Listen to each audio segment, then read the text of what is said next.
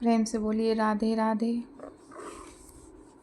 देखिए, ये भागवत जी महापुराण है जिसमें मैं आपको महात्म से बता रही हूँ। यहाँ पे क्या लिखा हुआ है? तप, वेद अध्ययन, ज्ञान और कर्म आदि किसी भी साधन से भगवान वश में नहीं किए जा सकते। वे केवल भक्ति से ही वशीभूत होते हैं। इसका मतलब है कि चाहे आप जप कर लो, तप कर लो, ज्ञान कर्म कुछ भी करो, लेकिन भगवान को अगर आपको प्रसन्न करना है तो भक्ति सर्वोपरि बताई गई है। इसमें गोपीजन प्रमाण है। गोपीजन को तो कुछ नहीं आता था भाई, ना उन्होंने कोई जप करा, ना तप करा, ना कोई ग्रंथ पढ़े, बस प्रेम किया है, भक्ति की है उन्होंने, भक्ति और प्रेम। मनुष्यों का सहस्त्रों जन्म के पुण्य प्रताप से भक्ति में अनुराग होता है। भक्ति में किसका अनुराग होता है? मतलब भक्ति करने में किसका मन लगता है?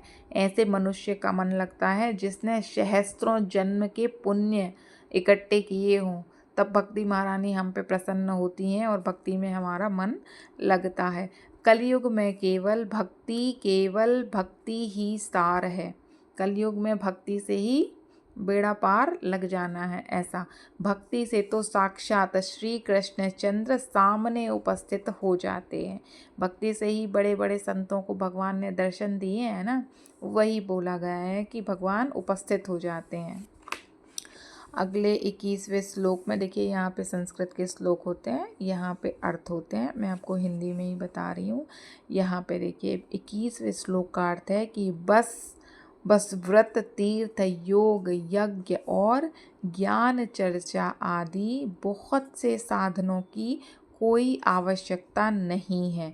एकमात्र भक्ति ही मुक्ति देने वाली है। अलग अलग रास्तों पर चलने की बहुत ज़्यादा हमें मेहनत करने की ज़रूरत नहीं है। भगवान कह रहे हैं कि व्रत और कोई से तीर्थ वैसे हमें करने सब चाहिए। देखिए, व्रत भी करने चाहिए, तीर्थ भी करने चाहिए, लेकिन इन सब से हमको पुण्य प्राप्त होता है।